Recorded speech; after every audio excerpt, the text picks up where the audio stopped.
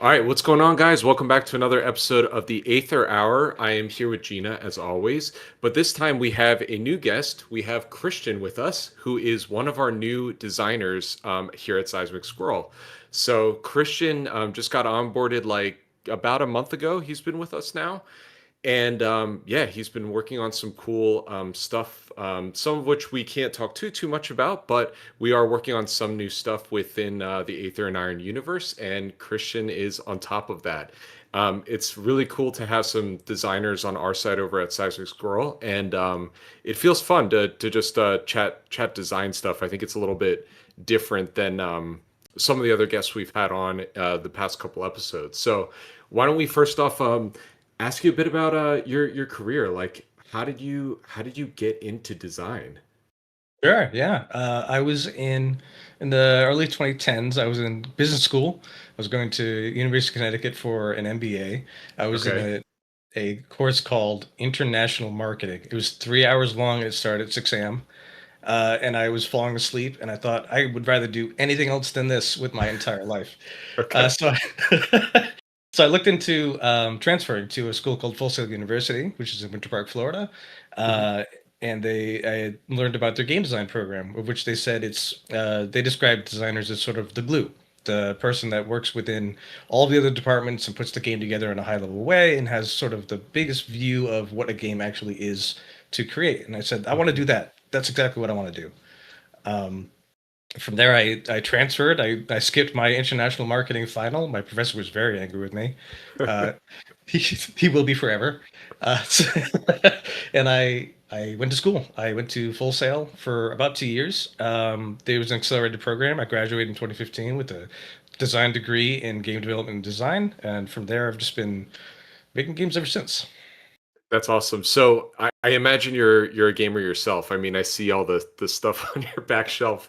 What The library. that's awesome, dude. What kind of games are you particularly into? I think it's the cop out answer. I think it's really important for designers to have a very, very balanced media diet. So I will Sure. play everything. Um, if it's talking about like stuff that I enjoy the most, it's honestly tactical RPGs. I really like the Wow. like Okay. slow turn-based tactics. I love RPGs in general. I grew up on the Super Nintendo, which is the mecca of all RPGs that could exist.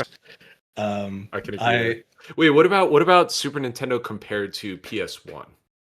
It's tough. It's really tough. Right? You have bangers on both ends. I think that's a whole conversation in and of itself. I think that Chrono Trigger is probably the best RPG ever made. So that Really? like edges out maybe Final Fantasy 7 or Xenogears or like all Wow. the Okay. but we could So talk. so yeah, can I ask about that though? Because I know people love Chrono Trigger, and I really like Chrono Trigger, but I don't get what people think is so insanely special about it besides it being like a time and place thing. Because for me, Final Fantasy VII, it still feels like it's a unique experience and world and characters and setting. Chrono Trigger, I feel like there's been other games that have kind of followed suit from it since then. Like there hasn't really been another Final Fantasy VII, but there's been like a Sea of Stars, I guess, is a current example, right? So what about Chrono Trigger do you feel like is so perfect? I think that time and place is certainly a factor. Hmm. I think that it did include the dream team, right? The greatest creative minds of the time. Nobuo Yeah. Uematsu doing music, Akira Toriyama doing art, the programmers, the designers, the way that that game was put together, the unbelievable. I'm sorry, it was Yatsumi Matsuda that did music. The unbelievable grouping of talent that came together to make that game under constraints of a Super Nintendo, right? So it Hmm. was sort of a later release. They still had to use all the hardware. They weren't allowed to go onto anything bigger than that. Hmm. Um, is a part of it. I think apart from that, the story that it is telling is so unique in its construction, the way that it is balanced. You never grind in that game; it doesn't exist. The Every single encounter is based linearly and to give you the right challenge throughout up until New Game Plus, and even Hmm. New Game Plus being a new, exciting thing that really existed to popularize with Chrono Trigger is something that only that game could do in the way that it did it with the time travel and the idea of doing things in the past will affect the future and all these like Yep. really interesting threads. The side quests, the Black Omen, all these things that only existed the way that it was were Yeah. I can incredible, definitely. right? Yeah, I can appreciate that for sure. I feel like I think I played it last time when I was like a teenager, and now that I'm grown and I've played a bunch of other stuff, I need to go back to it and do another run through just to get that vibe again. But that is a good point, especially with RPGs. Pacing is like a very important factor. It's funny because I've actually been playing Metaphor ReFantazio Yeah. recently. Did you play that one? Yeah, yeah, yeah. Did you beat it? Yes. Okay. So I'm like at the end. I'm like 90 something hours into this game, and I just feel like it's kind of dragging towards the end, and it's bumming me out because I liked the ride, and now I'm just like, oh man, I just want to beat it. But I put all this time into it. Now I'm like, I gotta like fight all the dragons and do all the crazy stuff. So it's like kind of like annoying me at this point. But I do agree that Chrono Trigger, from what I remember, it felt like as long as you're running around and defeating all the enemies you walk by, then you're kind of set up good to finish the game, and it feels like a nice, tight, cohesive package. So It's yeah. I have a strong feeling that when a game has nothing left to show you, it should probably end. And I think a lot of games kind of tiptoe over that line or don't really understand where that line is. I agree with you. Mhm. Like Metaphor uses the persona system of a calendar, so they're kind of tied into a certain amount of days. But at the end of that game, I was just going directly to bed, getting to the next Y- part so I could fight the Yeah, final. right. It was kind of a drag the last like 5-10 hours. Yeah. Yeah. Yeah, and coming back to our game, and I should mention that we are Seismic Squirrel, and we just put out Aether and Iron a couple months ago. It's out now on Steam. You guys can go check it out right now. And we built a pretty beefy game. In terms of pacing in our game and in regards to combat, I actually think it's interesting because we are a lot more story focused. And I know fans have been a little bit split on like it being, not enough combat, or, maybe like they were more into the story and they didn't really want as much combat. But I actually kind of liked the way the game was paced in terms of its combat. It felt like you got just enough to really, really figure out the tools in your arsenal and I don't know, get to the end of the game. I didn't feel like the combat ever slogged on, which was nice, and it was also kind of cool for it being a tactical RPG that each battle is kind of tight. I'm used to, and I'm sure you're used to as well, like Final Fantasy Tactics or Fire Emblem. The combat, they're like 45 minutes long for like one battle. So I don't know. What are your thoughts on pacing for tactical RPGs? Do you like kind of the long stuff, or do you like more bite size? It is tough, right? I think that there are tactics. Final Fantasy Tactics is a good example, right? You always have 5 people, and the enemy could have Hmm. anywhere between 10 and 15, Hmm. depending on the map. Tactics Ogre has like 12 people on your side and maybe 30 on the other side, so it gets like really big, right? I think Yeah.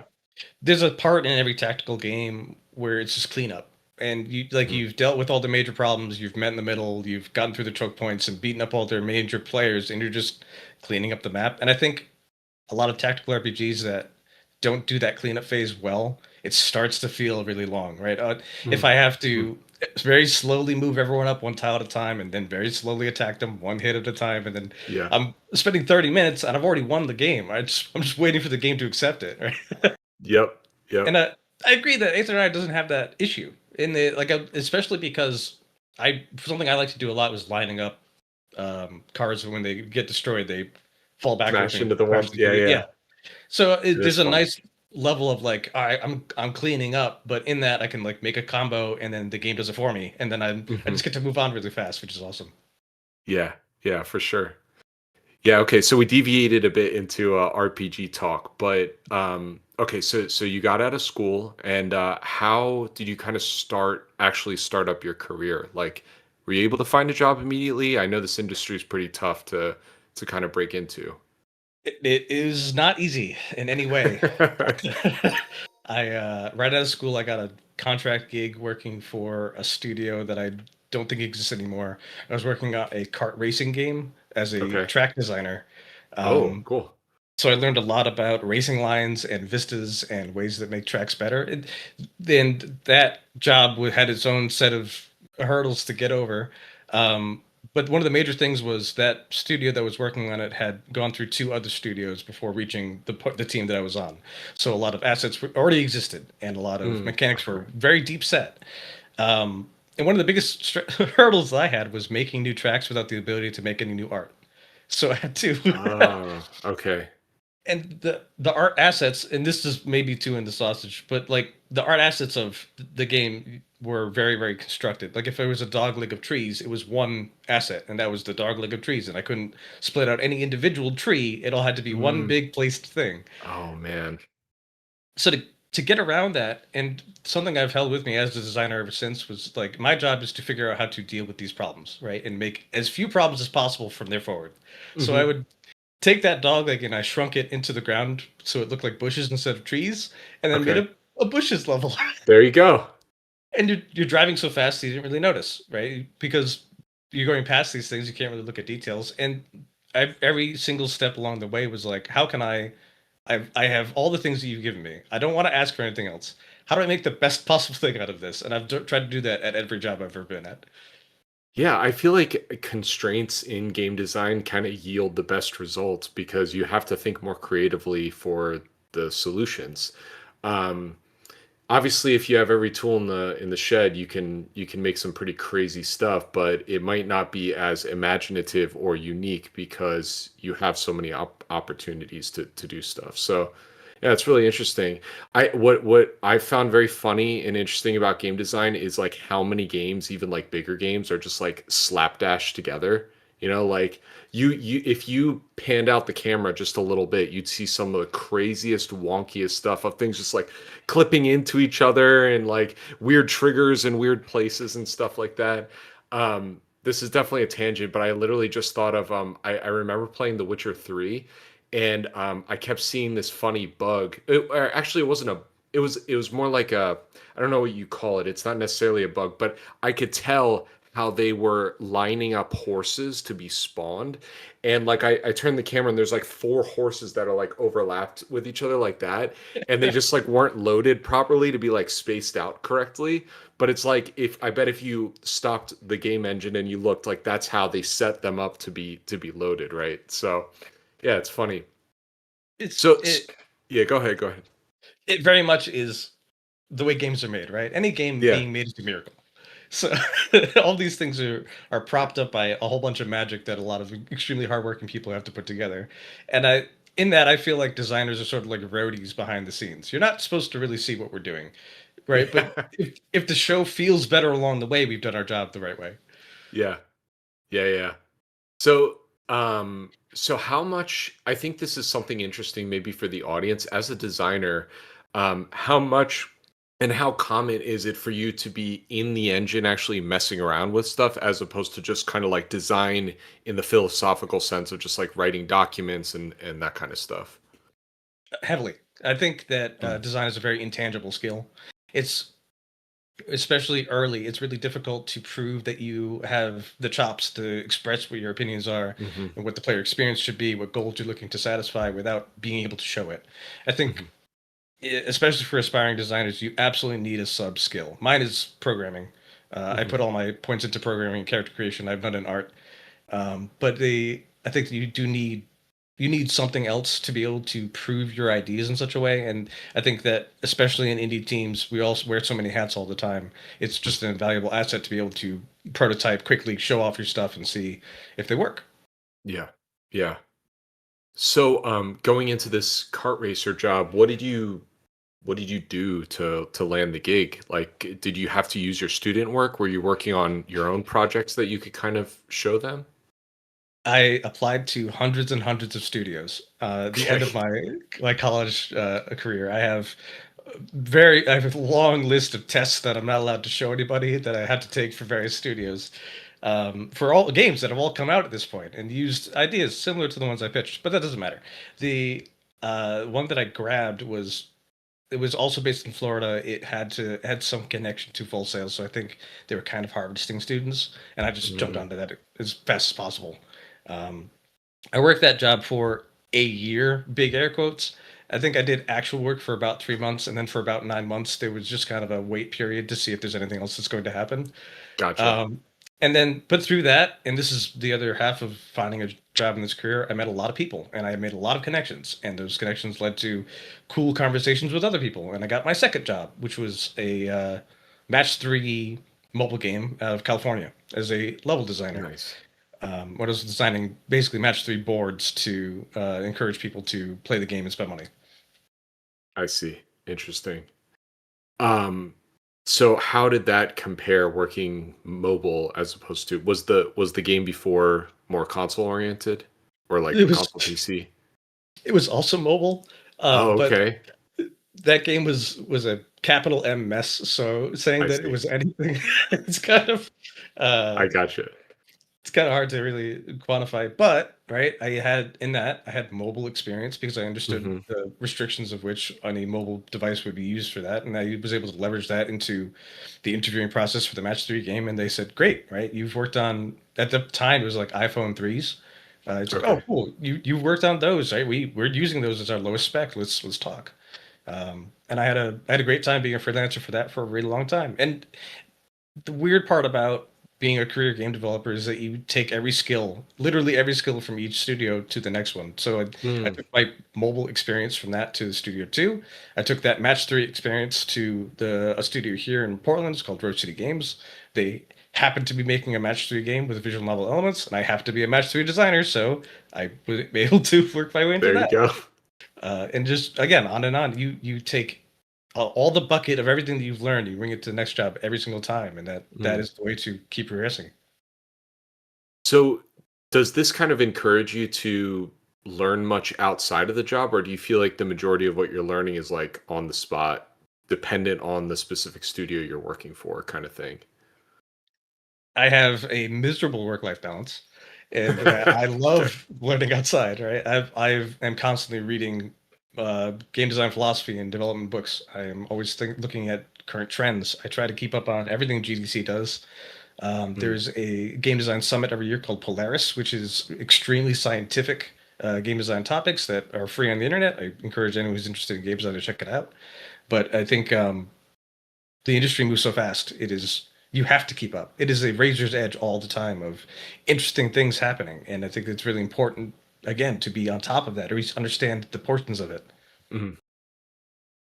Yeah. Do you feel like in your time as a designer, design philosophies have changed much in any way, or is it like the fundamentals are the fundamentals? That's a really great question. Um, I think that the fundamentals are the fundamentals for very specific schools of design, right? Mm, Ludology would be the traditional school of design about gameplay. And mm, I think as we move forward of games being more of an art form, ludology sort of takes a back seat to expression and aesthetic mm, and interpretation. So games are less they have to make you feel good when you press the button and more here's an interesting message that we're trying to put across. And I think that I is see. very much game design. And I think that with the access to and ease of access to tools to make games, we're getting way more of that lately than traditional games, which Mm. is awesome. Like I love that. I think that that should be existing. That should be proceeding. And we have these amazing games that you wouldn't consider to be traditional gameplay, showing off awesome things with this medium. Yeah. Yeah, I definitely agree. I mean, yeah, there's just so many different types of games coming out nowadays. I mean, even like major genres that are popping up, like it's like there's a whole design sense for like what makes a Souls game, what makes a roguelite game, like and they're like there's very specific things that are in those kinds of games that make them those kinds of games. And without those things, they just don't feel like those kinds of games. You know what I mean? Like one of the and it's things that maybe a non-designer doesn't think about as much, but one of the things I specifically noticed because I've been playing Hades 2 recently, that I love about that game is beyond the like you die, you get progression stuff that you can carry with you on the next run. It's the fact that things just keep opening up for you constantly for hours and hours and hours, whereas in most older game philosophy, it's kind of like, you get your tutorialization, maybe like they sprinkle some upgrades and stuff along the way. But this game is like for the entire 60 hours, they're throwing new features at you throughout the entire experience, which is like, it's just kind of bonkers. I don't know how, I don't know how the heck they made that game, but yeah, it's different from things I've played in the past. Um, So I don't know exactly where I was going with that, but I just think it's an interesting trend that that's appearing. Yeah, What? it's Yeah. like it's sort of tough to like what's a roguelike anymore, right? Like Hmm. Rogue was a game that probably no one played. And then like we had pinnacles that we would consider roguelikes. Like Binding of Isaac was a roguelike, right? And then Hmm. Hades is a roguelike. And then after that, like, oh, it's not really that difficult anymore. It doesn't really have like permadeath anymore. But Hmm. at what level this is the evolution of that genre to reach the most amount of people, have the most amount of fun. Yeah. Yeah. I think it's a bit of trend chasing and a bit of the new, like what you're saying, just artistic expression that's popping up that's making games feel really unique and blowing up on the internet kind of thing. I mean, like with our game in particular, obviously the team was really into this whole like historical thing, and I think that is the artistic expression that gets pushed into our game that's very very apparent and makes it feel, even just seeing a screenshot or a trailer, you're like something's a little bit different about Aether and Iron kind of thing. Um so yeah, what kind of drew you to wanting to work on this game? I I actually really like noir stories. Okay. Growing up, my family was really into Dick Tracy, right? I really like Dark City, which is a science fiction noir movie. Mm. Um, I think that the idea of a detective that's in over their head and someone comes in with a job they shouldn't have taken is like a classic trope. I think that's an Mhm. awesome way to start a story. I like there's an underdog sense to all of noir stories that everything really builds and it has a human spirit to it. So when I Mhm. saw this game initially, I was like, "Oh, cool, one of those." Right? I play a lot of games, and I legitimately have not seen a game like this ever. Not a not a Yeah. noir style like this, not a deco punk like this. So all of that immediately, I was like, "Yeah, all right, let's get into it." And then I learned it's also a tactics RPG. I was like, "Awesome!" Right? So many cakes, right? Yep. Yeah. No, that's awesome. Yeah, I definitely felt the same way coming onto this. It was kind of like I wasn't exactly sure what I was getting into, but it's like once I got invested in the world, because I've played a few narrative RPGs, but this is like very, very narrative heavy, very, very tactical. So yeah, it's cool. It's cool. I definitely recommend people go check it out. Um, There is an aspect of it very particularly that speaks to me, right? I am Sicilian, and having a Sicilian mm, American lead character was super cool. Talking about cannolis in the middle of New York was super cool, right? I am a Sicilian person from the East Coast. I grew up in Rhode Island, so okay. having there's a lot of like a comfy home sweater to the way that the game was written, the way the world is. Yeah. My great grandfather came here through Ellis Island. My grandfather was the first generation immigrant after that, and then I'm here. So there's a lot of like again, like oh, like so many cakes, all these things that are just for me. That's amazing. I love that. I love that. Yeah, I think part of video games in general, what really makes you connect to a world and story is that feeling of like, you know, feeling like you're at home playing the game, feeling like you can imagine being in this world. And even if you don't necessarily relate to the main character and what they're going through, you can understand what they're going through just based on um how they're relaying the story and the dialogue. And I think Aether and Iron does that very, very well, especially with our crazy good voice actors. So It's insane. The level of voice acting talent is through the roof. Especially Nelly and Gia. The way mhm. that they delivered their lines was so good all the time. I was blown away. I was blown away. Yeah. So going back to technical stuff, what I was thinking about is what do you feel like is the difference between someone that's more of like a systems designer and more of like a gameplay designer, and what do you see yourself falling in the camp of? Or is it a bit of both just because indie games? Uh, I'll start there, right? I am unfortunately an everything designer because Got I've it. been in indie games for the majority of my career. That requires there's typically only room for one of us, and that means I will do all of it: UI, narrative, Yeah. systems, gameplay, everything that there could be designed that is probably in my camp. So I have a lot of broad experience with all of it. I think that both gameplay and systems are two different prestige classes that you could take from game designer as a base. Mm, Um, Systems typically is more how things interact with each other on a systems wide basis. So, like how the experience would be managed across the progression of the game versus what we want the players to experience throughout their difficulty curve throughout the whole entirety of the game. Right? It's much broader meta view of how do all these systems interact with each other? How does the mm, player interact with them? How do they understand them? What is the web of which these interactions will start to interact with each other? And it's again, it's very high level. It's very meta view. Gameplay is a little bit more in where it's minute to minute. What does the player do in combat? How would they engage with these things? What are the feelings that they're going to get when they equip this item or that item? And what? How do they feel like this is stronger or they made a good decision along the way? Right? It's very much moment focused rather than meta focused. mm. Yeah, that's interesting. Um, and on our game, in terms, I know we can't talk too much about what you've been specifically working on, but are you kind of in the camp of a bit of both right now with what you're working on too? Yeah. Yeah, I think I'm still an everything designer, which I love. Right, Mhm. I'm touching a lot of different aspects of this game and trying to see where what folks are saying as far as the reception of it, and how we can make it better. And that's has been my job so far, and probably will be going forward for the future. Awesome. That's awesome. Gina, have we had much chatter? I'm seeing some things pop up. I don't know if it's just people hopping in. Yeah, we've had just some chatter, no questions yet.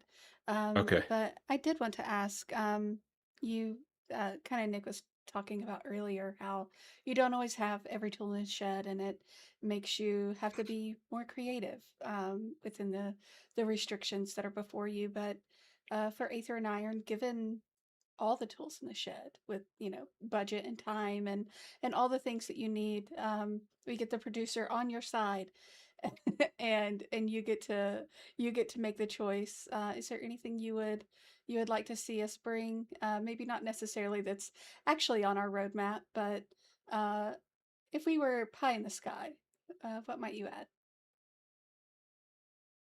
More baronies. I'd like to know more about this version of New York. It's odd, not odd. It's interesting that there are two baseball teams. I want to know how that happened. Like I know that like there are the Mets and also the Yankees, but like in this world, how did that happen? There's uh, there's so much of New York is such a microcosm of multicultural places and things, and I think it'd be really interesting to throw Gia in particular into something that she's not entirely versed in, a place that she hasn't been all the way through. Right? If you've been to Harlem, it's different from being to Yonkers. Like there's a lot of different places in that. They're their own little civilizations that I'd like to maybe check out. Maybe see if we can explore more of those as time goes on. Or maybe if I had ultimate power and ultimate Yeah. resources, Yeah. make a second game. I guess is a it's a boring answer, but I make more game on our game and attach them together. Yeah. Yeah. Yeah, they definitely threw a lot of breadcrumbs with this game, and just knowing Tyler, our lead, uh, what is his title now? Lead writer, or whatever, narrative director. Director, Sorry, yeah. yes, his our narrative director.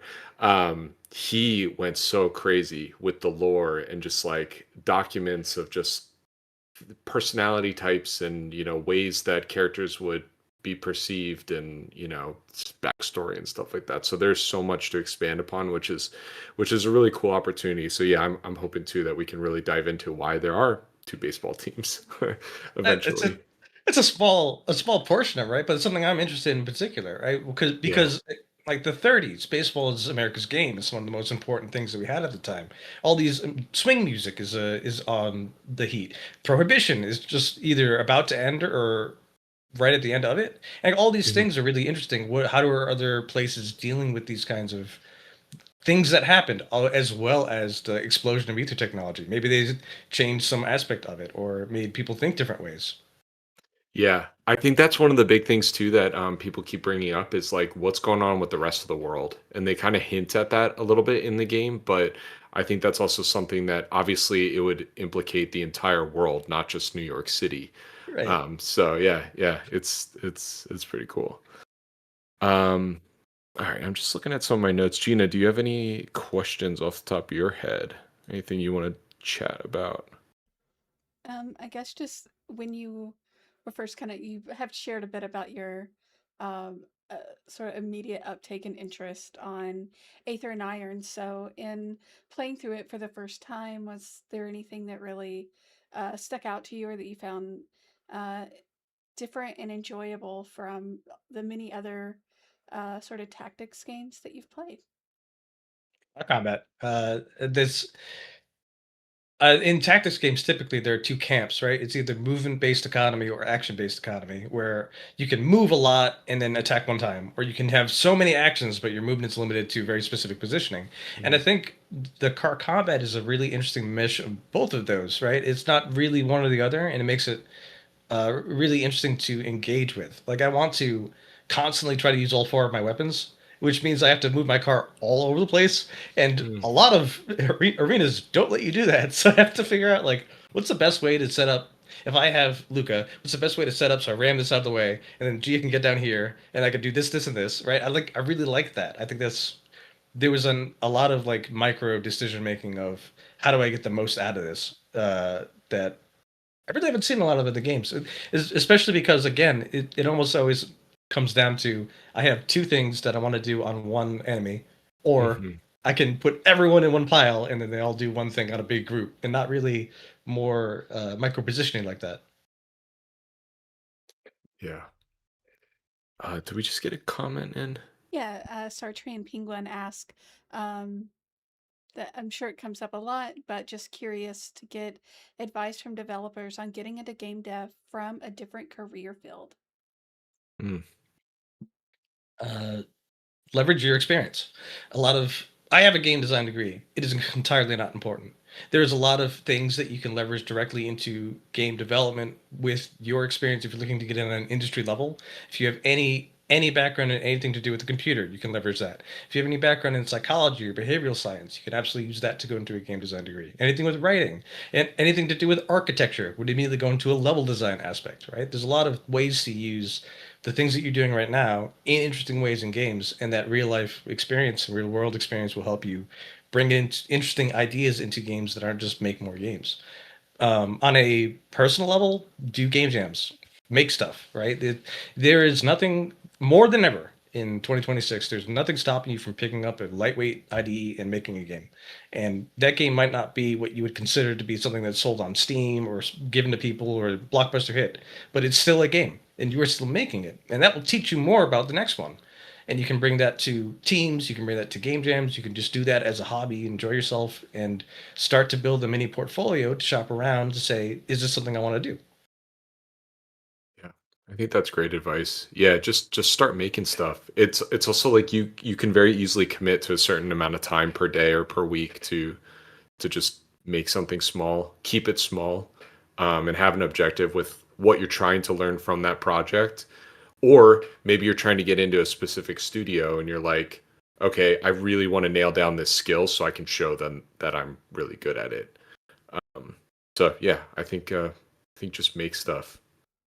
Um, Yeah, I came in, I didn't quite, I've never made a game and I'm not on the development side. I'm in marketing and community. And for me, I just kind of really latched on to a game, became embedded in that community, and then uh, from there ended up actually being offered a job by the developer of that game to come in as their community manager, just as a sheer fact of presence and being there and kind of already doing the job. They just sort of offered it, you're already doing this, why don't you come on board, sort of thing.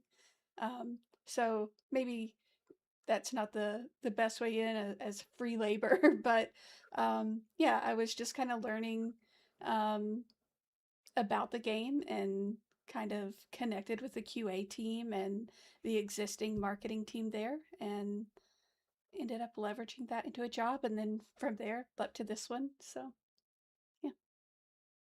yeah, what's been cool about doing these is like after hearing so many origin stories, it's like everyone gets into this in a very different way. It's not anymore just like you go to school, you get a job kind of thing.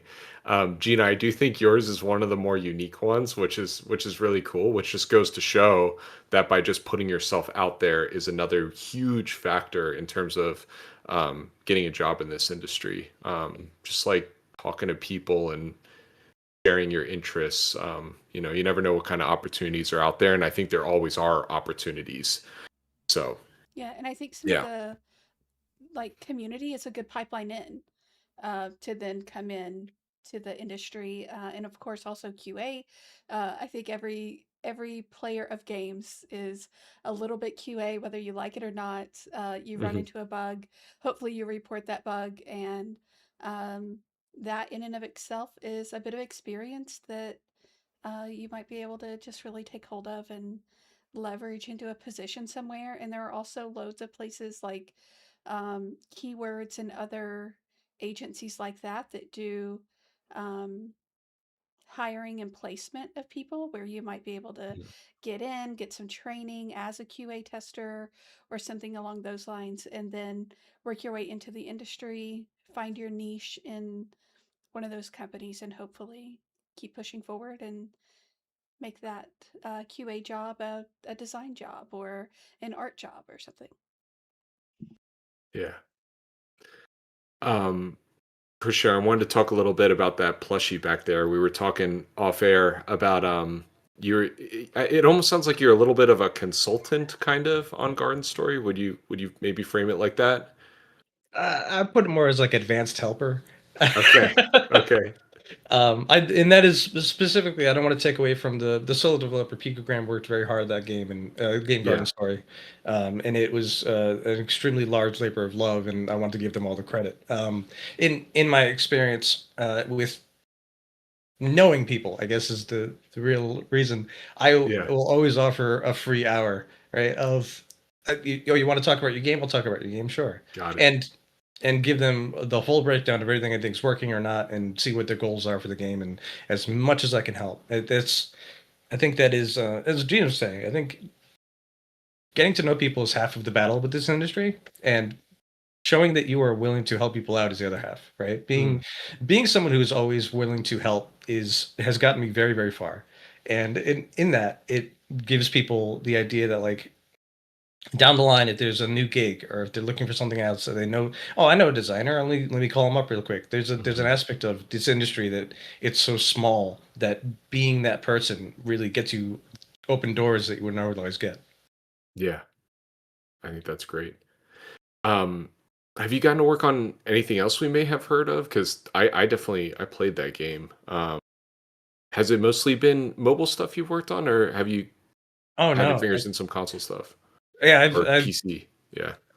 I released something for everything at this point. I worked at the time that I was working at Rose City Games, which is a Portland-based company. I also had my own studio, which I Okay. was making a game called Plunge. Cool. That came out in 2019. We were shortlisted for the IGF Best in Design, which was really amazing.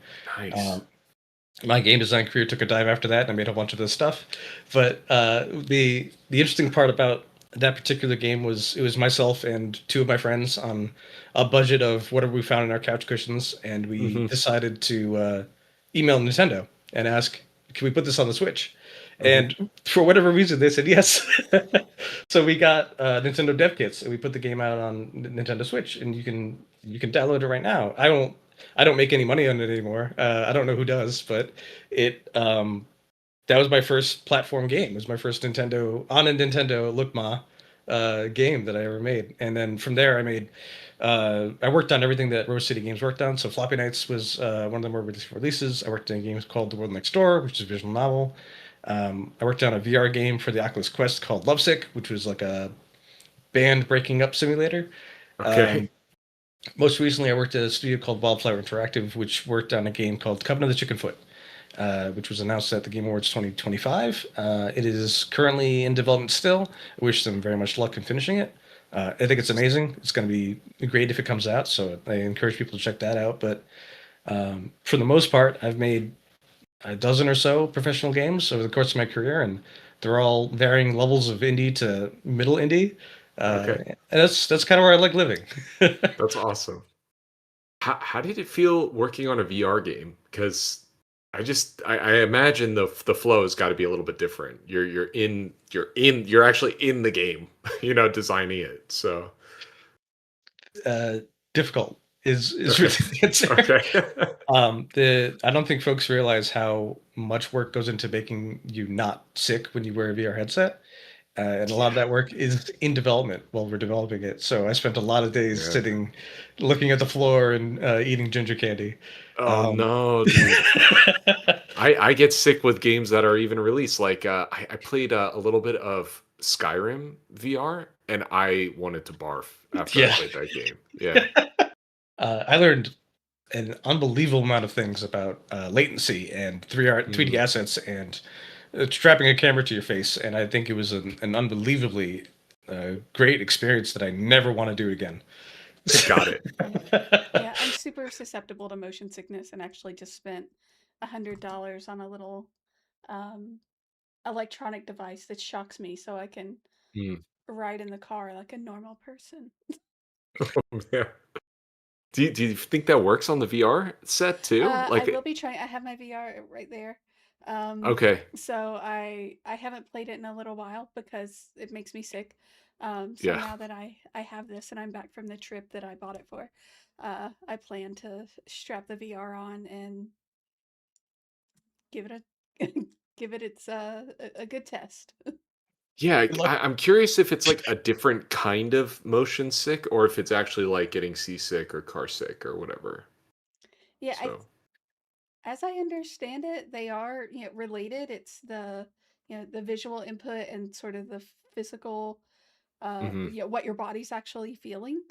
yeah, So certainly connected, but yeah, I'm really hoping that it works. I have worn the C bands, just the almost like a sweatband that puts pressure yeah, right here.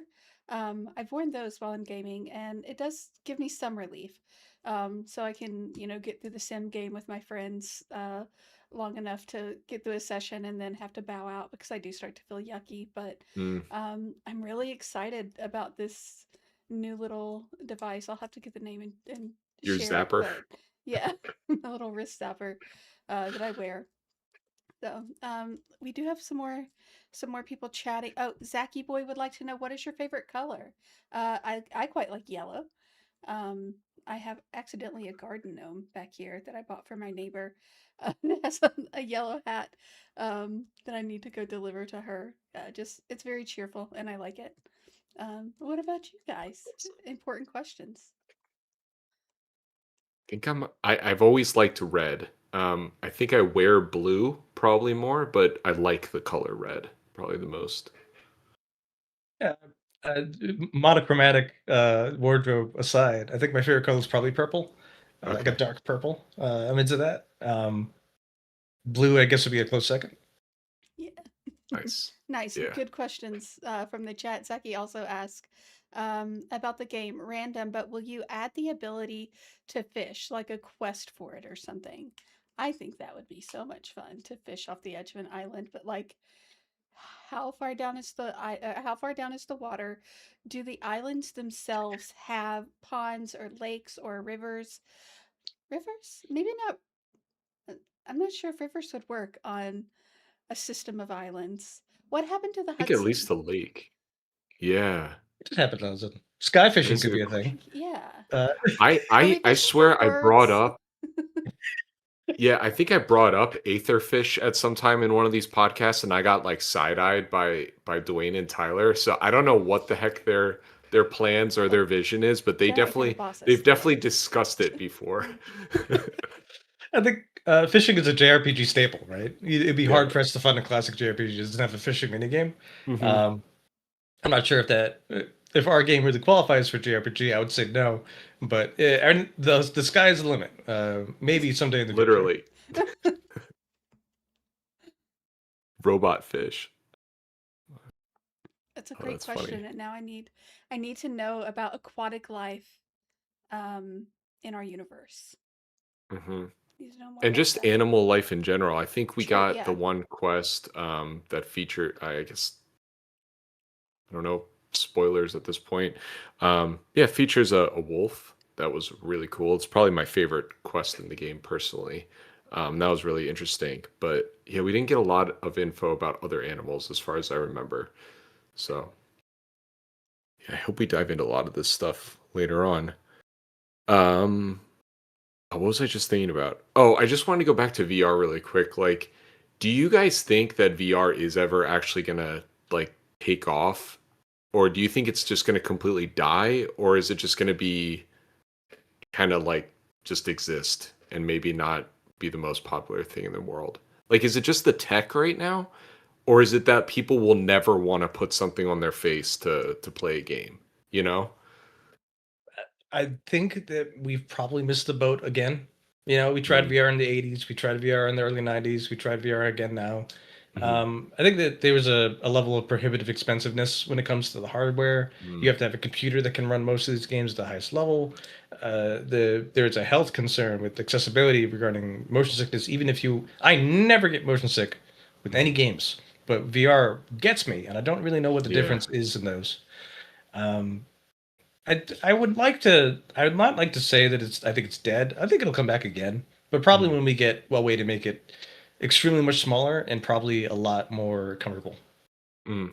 Or they'll just like put a chip in your head or something. Do you think we Uh, would see maybe more augmented reality in the Yeah, future yeah, then? yeah. Yeah. The glasses that make cool things happen on a table. I think it's something that is kind of unexplored. Or interactive mm, movies would be more of right, less than games as we know them, more games that are sort of made to be toys that you play with in an augmented way. I think it's an unexplored space still. mm. Yeah. I think Search. board games in particular would be really cool with augmented reality. I'm sure there's got to be something like that right now, but obviously it's not. Yeah, it's not widely accessible. Yeah, that would be cool. Sartrean Penguin says, I'm inclined to think that VR will always be kind of a niche thing. No matter how good Mm, it gets, some people will just want a level of detachment from their entertainment. I think that's certainly true too. yeah. Yeah, I always think about like will video games evolve from just being a screen at some point, and it's kind of like as a traditional gamer, like I don't want them to necessarily evolve into like the whole room is the video game or like it's in your mind or something like that. There's something about just sitting on your couch and looking at a screen or whatever at your chair and playing a game that's just so I don't know. It's just a vibe. So I don't really want that to change, but I'm sure things will happen down the line. Um, we were talking a little bit about just to kind of bring it back to design quick. We were talking about design trends. Do you see any other ones or have I'm sure you're like extremely tapped in. Like have you seen new stuff that you're like, "Oh, this is definitely going to be potentially like the new roguelite or Souls kind of genre thing?" I think there is a current trend of games that are really trying to drive streamer engagement. So I Mm, think like games of which you can interact through chat a lot or have a lot of randomness to create interesting and funny situations, or ways for multiple streamers to get together and all play a game that is more chaotic, right? That level of game has been mhm, sort of on the rise since like post-pandemic to now. I think that auto chess was a really interesting genre that I'd like to see explored a little bit more. Dota auto chess was being the mod that sort of started it. Teamfight Tactics after that. Super Battle Autopets was like another auto chess kind of thing. mm, I thought that was really interesting. I want to see more explored in that space. I think that Marathon is doing extremely interesting things with what we consider an extraction shooter at the moment, in that it is abrasive. It's really difficult, and it also has a PVE huh, element. And like extraction shooters like Tarkov and a whole bunch of others that didn't really survive. Have always been just like PvP, and you get in, you get out, and you keep all your things. But Marathon's doing some really weird, like also this, and we're kind of alienating the player base that would normally do this, but try it anyway, which I think is really neat. I want to see if that mm. lives or dies or goes anywhere, and it's so new that we won't know for a couple of years. Yeah, I honestly have not heard too much about Marathon in general. I am like totally detached from that. And honestly, I don't really play extraction shooters. I played a little bit of Destiny, but what that's just kind of like a more like a PvP kind of shooter, right? So interesting. For me with Marathon, it's like the aesthetic of it does not speak to me at all. So I Really think yeah, interesting. I liked Destiny with like the masks and the cloaks and the flowing kind of armor and stuff like that. It kind of felt a little bit fantasy and sci-fi, but Yeah. Marathon feels like it's very much driving into this is a sci-fi game. Yeah, hard So sci-fi. Yeah. yeah, I yeah, agree with yeah. that. So I think the first category of game you brought up, is that what they're calling like friend slop? Yes. Yeah, yeah. I I feel didn't like want to I say sound it. I like don't want I to. sound like a boomer. Right? Friend slop Yes, games. Yeah. but it's a thing, and Yeah, yeah, people love them. some of them are really fun, and some of them are really just there to make content. And in both Mhm, ways, that has its own goal, right? And I try to divorce design critique from is it fun, because fun is a mhm. subjective thing. And what's fun to me will probably not be fun to someone else, and there are a lot of classifications of what that is. So in that, I think that there are design goals that those games are trying to do, and they are hitting them. It's not Mhm. particularly the game I want to play, but they are certainly accomplishing their goal, and Yeah. that's something of which to examine. Yeah, it's almost like less about it being a game and more about it being an experience, right? I think that's the goal it's trying to accomplish above all else. And it's like how badly can you capture that experience is what makes it successful or not. Yeah, it's interesting. Yeah, I mean, like I'm like you. I play a big variety of games, but I definitely stray more towards like single player stuff just in general. So like I'll play a roguelite or a platformer RPG or whatever, but yeah, I have a more limited experience with more of these multiplayer games. And I know especially with, younger generation, it's popping off. So it'll be interesting to see how even that genre of game potentially evolves and maybe starts to mesh more with something, I don't know, story based or whatever, becoming more about the game and the experience. I feel like that's kind of like what Kojima has always been trying to do, right? Like, how can I make a new genre of game that, like, that's what he did with Death Stranding, right? It's like, Yeah. how can I build community in a single player game at the same time? Um, Yeah, yeah. he sort of did it with PT as well, right? And Mm, they took the community effort to puzzle out how to progress in what they didn't even yeah. know was a game, which there's a really interesting level of social interaction that I think it's also unexplored in that. Of like, at what point does the internet have all the answers, and at what point do you have Mm. to come together to find new ones, which is really cool. That is really cool actually to think about because it brings you back to those days of like, going to the playground and your friend tells you like the secret of how to get Mew behind the truck kind of Onto the kind of truck, thing. yeah. Yeah, yeah. So yeah, I like that kind of stuff. That would be cool to kind of bring that kind of genre back. Um, let's see, what do these comments say? I'm not a Yeah, real just social game player, but some of the clips coming out of Mecha Chameleon are hilarious. I haven't seen that one. I'm like totally like detached from that stuff. What is it's Mecha a Chameleon? it's a hiding game, sort of. If you've Okay, ever played a prop hunt game, it's along those lines, except you're a little person, a little blank person, and you paint I yourself see. to hide yourself in the scene. Well, okay, what's funny about the concept behind this definitely has like a unique spin, but I remember Assassin's Creed 2, the Yes, yep. online mode. Do you know what I'm talking about? Where you could literally like the whole point of the game was to like blend in as a different you wanted to pretend like you were an NPC walking around and there was one guy hunting you. And if you didn't do a good job, kind of like walking like a janky NPC on the PS3, then you were going to get spotted and assassinated. So that was pretty cool. I Yeah, think it's making sure probably you like, collide with things in a weird way so that you look yeah, fake. yeah. Oh man. Okay. I think that was a pretty fun talk. Do you have anything you want to end us off on, either Gina or Christian? I did want to ask, Christian, you mentioned earlier that that you're kind of devouring design books and game philosophy books, and just wondered if there were any that you would like to recommend. Yes, Jesse Shell. Jesse Shell made a game book called The Book of Lenses, and it's basically 50 ways to look at games that you might not have looked at them before. I think it's Mm, foundational in games. If you are at all interested in game design, check that out. Rules of Play by Mike Zimmerman and some other authors. Again, foundational game design. I think if you're at all interested in game design 101, you should look into that. It explains what players are looking for, player psychology, what game design is from a very broad definition. Please check that out. If you're looking for something more artistic, there's Rise of the Video Game Zinesters, which is made by Anna Anthropy. I think it was written in 2015, 2016, something like that. And it talks more about punk game making, right? Making zines of games, making small portions of games, using websites like itch.io to present stuff, and not really working for business side making money games, right? Which is really, really interesting. Yeah, I think I have a whole bunch of others, but I think that start there, and come back to me if you could read those. Yeah, yeah. We'll have to jot those down and make sure to include them in the description of the YouTube Hmm. archive of this stream.